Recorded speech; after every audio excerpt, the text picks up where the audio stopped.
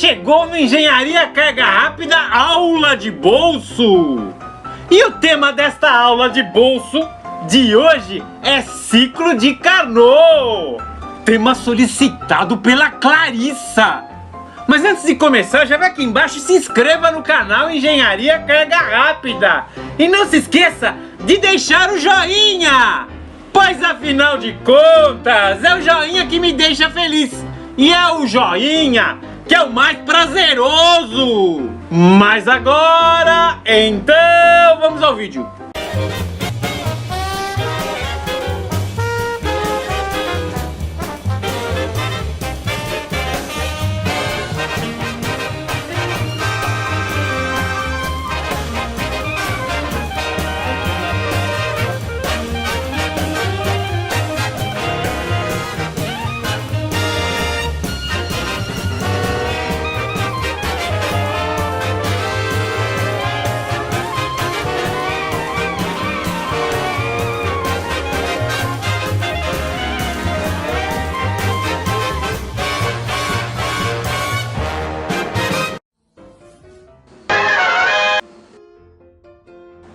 O Engenharia Carga Rápida Aula de Bolso apresenta aulas de 7 minutos que podem ser assistidas pelo seu celular ou onde você quiser. Os temas abordados nas aulas de bolso seguem os planos de ensino das faculdades de engenharia. Solicite a sua aula de bolso através do e-mail profa.valeria.moreno@gmail.com ou solicite a sua aula de bolso via gravação pelo WhatsApp através do número 013 99745 1238. A aula de bolso desta semana tem o tema Ciclo de Carnot e pertence à disciplina Termodinâmica, aula de bolso solicitada pela Clarissa. Agora deixe seu comentário, eu gostei, eu curti e é prazeroso. E não se esqueça de se inscrever no canal Engenharia Carga Rápida. Lembrando, o Engenharia Carga Rápida Aula de Bolso é disponibilizado todas as sextas-feiras com aulas de bolso novas. A termodinâmica é o ramo da física que estuda as causas e os efeitos de mudanças na temperatura, pressão e volume de gases. Já em 1650, Otto von Guericke inventou a primeira bomba de vácuo, conseguindo gerar vácuo dentro de um recipiente.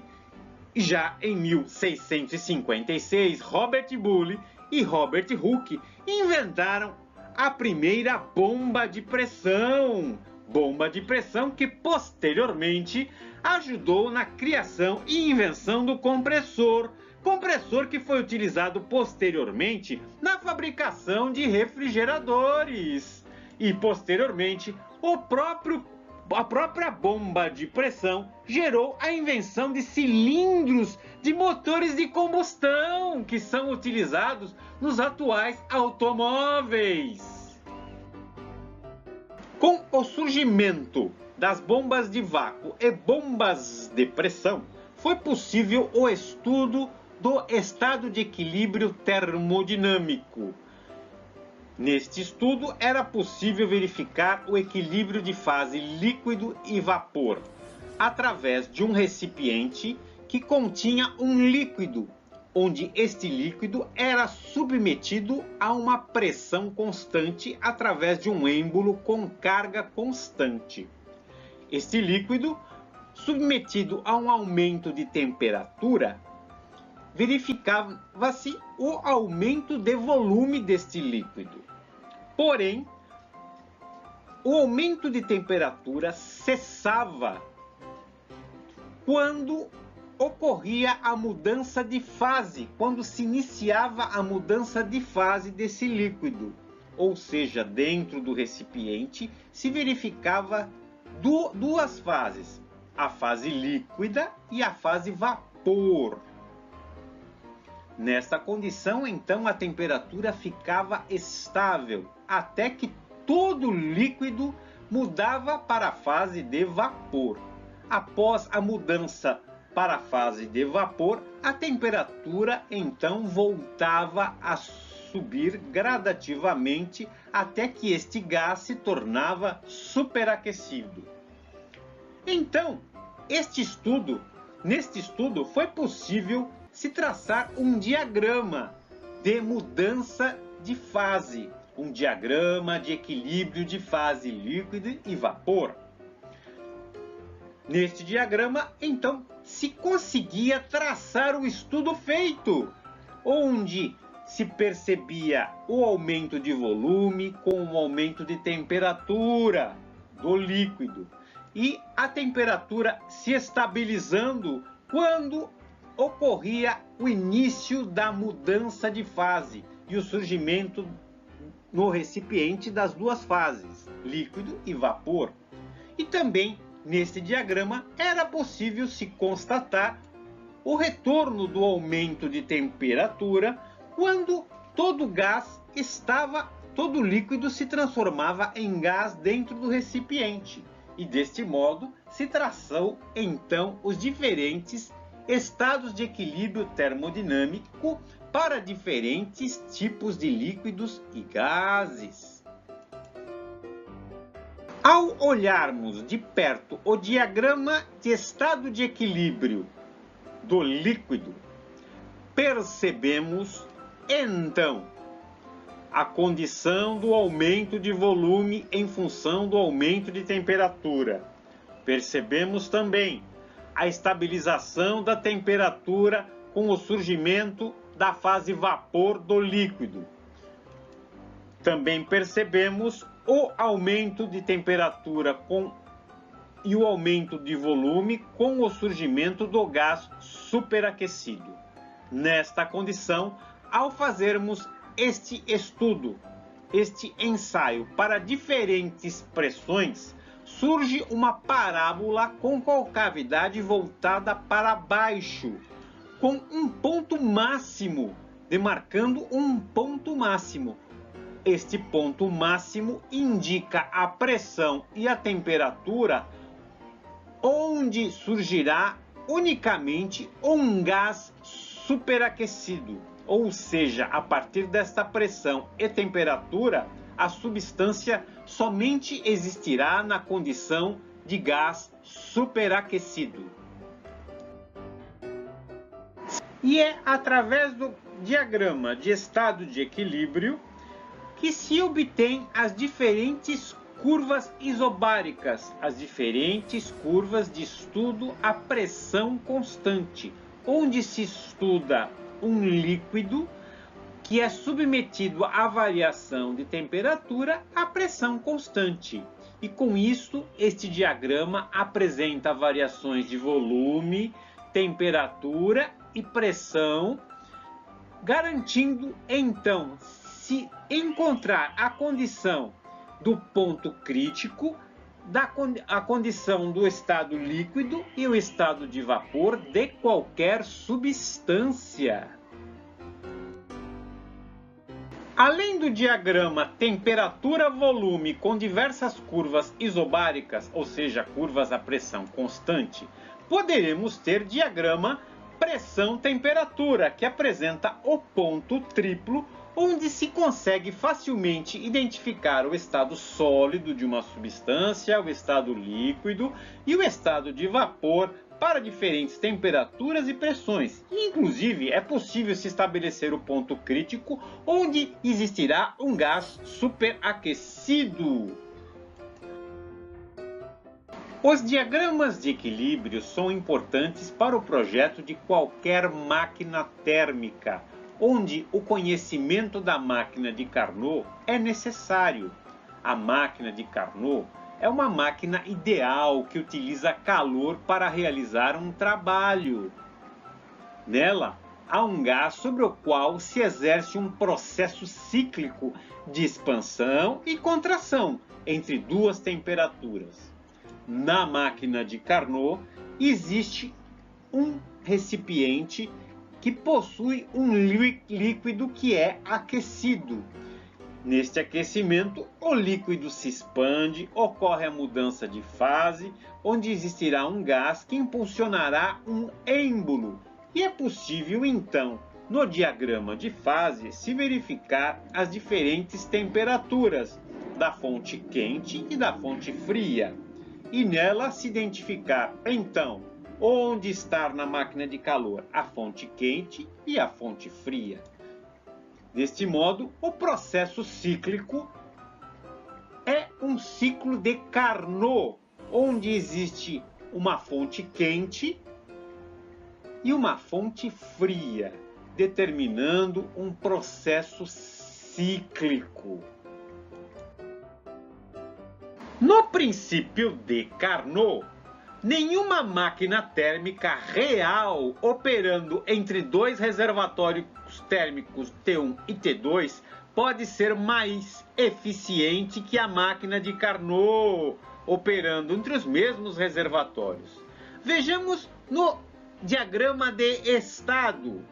Percebemos no diagrama de estado as isotermas T1 e T2, onde T1 é a isoterma com uma temperatura superior à temperatura T2, representada na seta azul.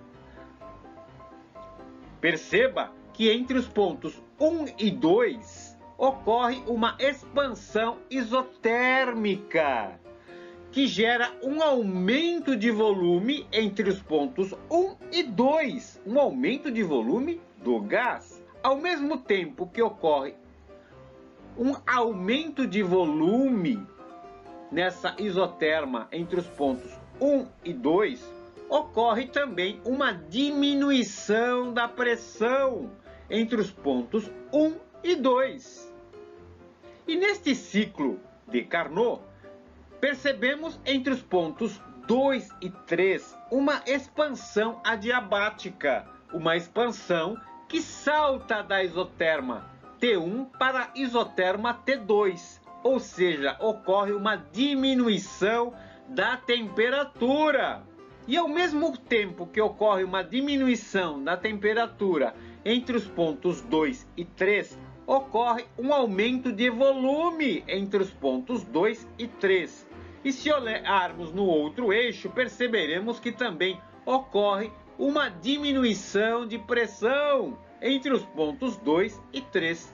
Então, na expansão adiabática ocorre uma diminuição de temperatura, um aumento de volume e uma diminuição de pressão. E continuando observar o diagrama de estado, percebemos entre os pontos 3 e 4 uma compressão isotérmica, uma compressão à mesma temperatura. Esta compressão isotérmica entre os pontos 3 e 4 nos gera uma diminuição de volume, que é percebida no eixo X. Ao mesmo tempo que ocorre essa diminuição de volume, percebemos um aumento de pressão entre os pontos 3 e 4. Avançando ainda neste nosso ciclo de Carnot, perceberemos entre os pontos 4 e 1 uma compressão adiabática, sim, um salto entre as isotermas, um salto da isoterma T2 para o salto para a isoterma T1. Essa compressão adiabática, portanto, nos promove um aumento de temperatura, pois, afinal de contas, a temperatura T1 é maior do que a T2. Então, essa compressão adiabática nos faz com que exista um salto, um aumento de temperatura entre T2 e T1. Ao mesmo tempo, ocorre um aumento, uma diminuição de volume, e se nós olharmos melhor, perceberemos um aumento de pressão entre os pontos 4 e 1. Os motores de combustão interna de automóveis realizam o ciclo Otto e também possuem um diagrama de estado. Nos motores de automóvel, temos A aspiração do combustível e do ar, que são misturados e aspirados para um cilindro. Neste cilindro ocorrerá a combustão, a reação química de combustão, onde após a combustão, este gás proveniente da combustão, que é CO2 mais CO mais água, é expelido pelo escapamento. Então, no escapamento temos o dióxido de carbono, o monóxido de carbono, que é a combustão incompleta, mais água. Tudo isso saindo pelo escapamento. Verificando no diagrama de estado do ciclo Otto, percebemos então que tudo se inicia entre os pontos 1 e 2 do diagrama de estado, que corresponde então à aspiração da mistura do combustível mais ar. Observando no diagrama de estado, percebemos que a aspiração ocorre quase que a pressão constante, mas também verificamos que na aspiração ocorre um aumento de volume entre os pontos 1 e 2. Aumento de volume deste fluido de mistura combustível mais ar. O segundo passo do diagrama de estado seria os pontos 2 e 3. Entre os pontos 2 e 3 temos a compressão da mistura combustível mais ar. Percebemos então que entre os pontos 2 e 3 ocorre uma diminuição de volume e um aumento de pressão dentro do cilindro do motor do automóvel. Prosseguindo, entre os pontos 3 e 4, no diagrama de estado, temos a combustão. Perceba que na combustão ocorre um rápido aumento de pressão, quase que a volume constante. Nesse ponto, então, ocorre o início do movimento do êmbolo do cilindro de combustão. Atingindo o pico, ocorre então a diminuição de pressão e o aumento do volume da mistura. Então, durante a combustão do motor, combustão da mistura que existe dentro do motor de combustão, ocorre um aumento de pressão, um rápido aumento de pressão e em seguida um aumento de volume. Tudo isso na etapa de combustão. Prosseguindo as etapas do diagrama de estado do ciclo Otto, então teremos os pontos 4 e 1. Perceba que nos pontos 4 e 1, então, ocorre a exaustão da mistura que ocorreu a combustão, da mistura CO2 mais CO mais água, dióxido de carbono mais monóxido de carbono mais água. Nesta condição, entre os pontos 4 e 1, então ocorre rapidamente uma diminuição da pressão e um aumento de volume. Sim, durante a exaustão ocorre uma diminuição da pressão e um aumento de volume desta mistura que sai pelo escapamento do automóvel. Todo projeto de máquinas térmicas que envolva ciclo de Carnot, é interessante que desenhemos a fonte quente e a fonte fria, bem como estabelecermos a eficiência. A eficiência de um ciclo de Carnot pode ser percebida, então, em nosso desenho, em nosso croquis, na condição da potência liberada pela máquina térmica, pela relação da energia da fonte quente. Então, se dividirmos a potência obtida pela máquina térmica pela energia fornecida para a máquina térmica, teremos a eficiência real da máquina térmica, o rendimento real da máquina térmica.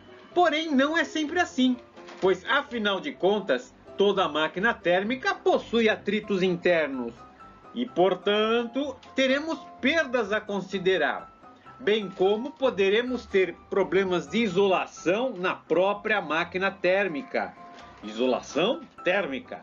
Então, o nosso desenho deverá ser um pouco mais sofisticado, um pouco mais complexo, onde realmente temos a fonte quente, a fonte fria e temos também a energia perdida no processo, a energia perdida pela falta de algum revestimento térmico, de alguma isolação térmica. E neste caso, o rendimento real de uma máquina térmica seria o calor, a energia fornecida pela fonte quente, menos a energia perdida para a fonte fria. Tudo isso dividido pela energia fornecida pela fonte quente. Neste caso, temos a diferença. É interessante levarmos em conta a diferença entre a energia fornecida pela fonte quente menos a energia perdida na fonte fria. Esta equação nos dará, então, a equação geral do rendimento real de qualquer máquina térmica. Você sabia que em 1712, Thomas Newcomen construiu uma máquina a vapor para drenar as minas de carvão da Inglaterra? Esta máquina a vapor possuía uma fonte quente. Também possuía uma fonte fria, que geravam então um trabalho. Sim, em todo projeto que apresente um ciclo de Carnot, que contenha uma máquina térmica, onde torna-se necessário representar uma fonte quente, uma fonte fria e um diagrama de estado, percebemos que um processo será reversível quando ele cicla em um sentido e pode reciclar no sentido inverso. Sim, ele tanto pode ir da fonte quente para a fonte fria, como da fonte fria para a fonte quente. E este seria um ciclo de Carnot com processo reversível. Porém, nem todo processo é reversível, pois existem atritos internos na máquina térmica. Sim, toda máquina térmica que possui peças mecânicas, elementos de máquinas mecânicos, terão atritos. O próprio revestimento isolante térmico da máquina não será infinito, então ocorrerão perdas e, portanto, o processo que existem atritos e perdas de energia será um processo irreversível. Mas se olharmos mais de perto, o processo em que temos um ciclo de Carnot, verificamos que a eficiência dessa máquina térmica pode ser verificada pela relação do trabalho dividido pela energia térmica fornecida. Porém, se tivermos uma condição em que o trabalho executado é maior do que a energia fornecida, esse processo é impossível. Nenhuma máquina térmica poderá executar um trabalho em joules que seja maior do que a energia térmica pela fonte quente fornecida em joules. Fica claro isso. Uma eficiência nunca poderá ser maior que 1. Se o resultado calculado do processo gerar uma eficiência maior que 1, isso caracterizará um processo impossível. Então, resumindo, teríamos a seguinte relação: a eficiência de Carnot deve ser maior que a eficiência real. Sempre a eficiência de Carnot deve ser maior que a eficiência real. Perceba, a eficiência de Carnot, então, é igual a 1 menos a temperatura da fonte fria, dividida pela temperatura da fonte quente. Essa seria a eficiência máxima de sua máquina térmica. Sim, a eficiência máxima de qualquer máquina térmica é dada pela relação da eficiência de Carnot, que é igual a 1 menos a relação entre a temperatura da fonte fria dividida pela temperatura da fonte quente. Então fica fácil para determinar se o processo é impossível. Basta comparar esta equação de eficiência de Carnot com a equação da eficiência real do conjunto, que é o trabalho dividida pela energia da fonte quente. Deste modo, teremos então todas as definições de um ciclo de Carnot, que existem processo reversível, processo irreversível e processo impossível. E agora vamos ao nosso desafio carga rápida. Uma máquina cíclica recebe 325 kJ de um reservatório térmico a 1000 Kelvin. Rejeita 125 kJ para um reservatório térmico a 400 Kelvin e produz 200 kJ de trabalho. Determine com base na figura abaixo se essa máquina é reversível, irreversível ou impossível. Olhando a figura do nosso desafio carga rápida, identificamos a fonte quente de 1000 Kelvin. Identificamos a fonte fria de 400 Kelvin. Também verificamos a energia da fonte quente, que foi fornecida para a máquina térmica, que é de 325 kJ. E percebemos o rejeito de energia, que pode ser até mesmo pela perda por um péssimo isolante térmico da máquina térmica, que é de 125 kJ. E essa máquina térmica desempenhou um trabalho de 200 kJ.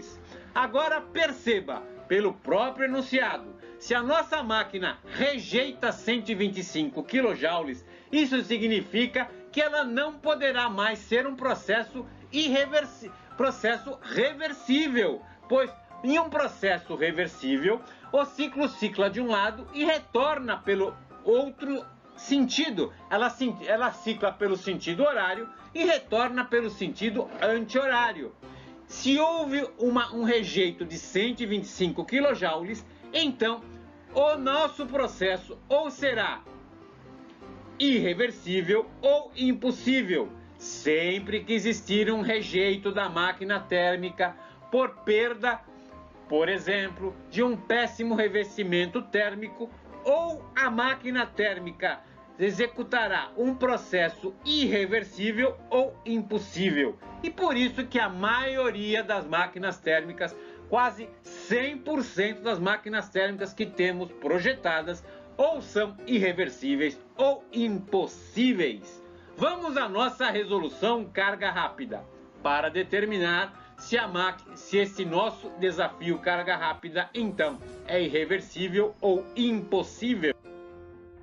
Em nossa resolução carga rápida, iniciaremos o cálculo através da determinação da eficiência de Carnot, cuja equação é igual a 1 menos temperatura da fonte fria, dividido pela temperatura da fonte quente. Então, a nossa eficiência de Carnot será temperatura da fonte fria, 400 graus Kelvin, dividido pela temperatura da fonte quente, 1000 graus Kelvin. 1 menos 400 dividido por 1000 é igual a 0,6, que representa 60%. Ou seja, a eficiência da máquina de Carnot é de 60%. Agora iremos comparar a eficiência de Carnot com a eficiência real da máquina térmica. cuja equação é trabalho dividido pela energia fornecida pela fonte quente. Neste caso, teríamos 200 kJ fornecidos de trabalho, ou seja, a máquina térmica realiza 200 kJ então teremos 200 dividido por 325 kJ, que é a energia fornecida pela fonte quente.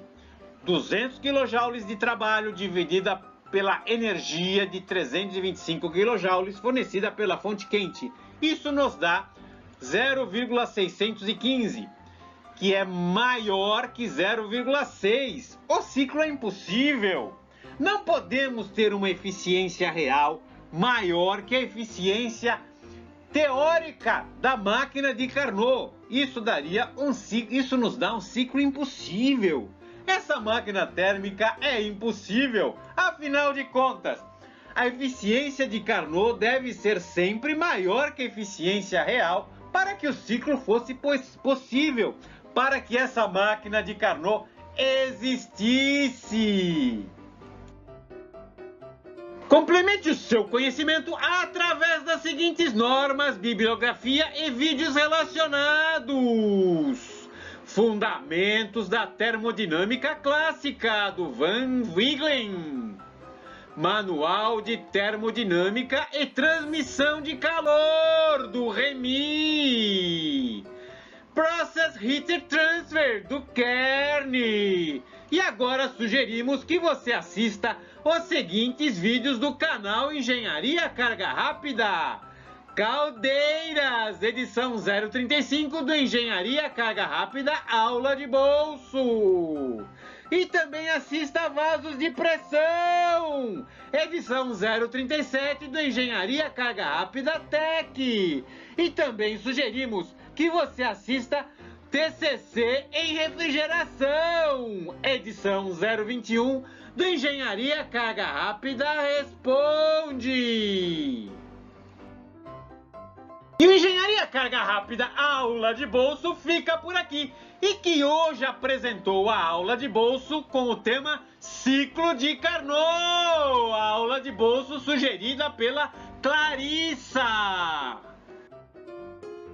Solicite a sua aula de bolso de 7 minutos através do e-mail profa.valeria.moreno@gmail.com ou solicite a sua aula de bolso via gravação pelo WhatsApp através do número 013 99745 1238. Agora deixe o seu comentário. Eu gostei, eu curti e é prazeroso. Siga o Engenharia Carga Rápida no Google+, no Twitter e no Facebook. E vá agora, inscreva-se no canal Engenharia Carga Rápida. E não se esqueça de deixar o seu joinha.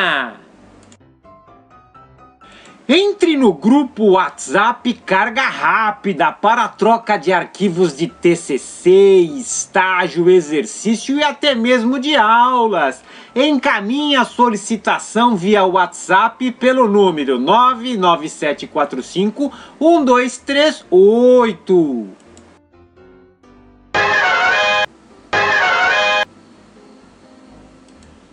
Bem, Clarissa, espero que o Engenharia Carga Rápida Aula de Bolso tenha esclarecido todas as suas dúvidas. Mas agora, Clarissa, agora vem a pergunta carga rápida. Existe alguma coisa mais prazerosa que o Engenharia Carga Rápida Aula de Bolso? Desconheço! Siga o Engenharia Carga Rápida no Facebook. Siga o Engenharia Carga Rápida no Twitter. E não se esqueça de se inscrever aqui embaixo no canal Engenharia Carga Rápida. E agora, deixe o seu joinha que eu já vou. Então, até logo!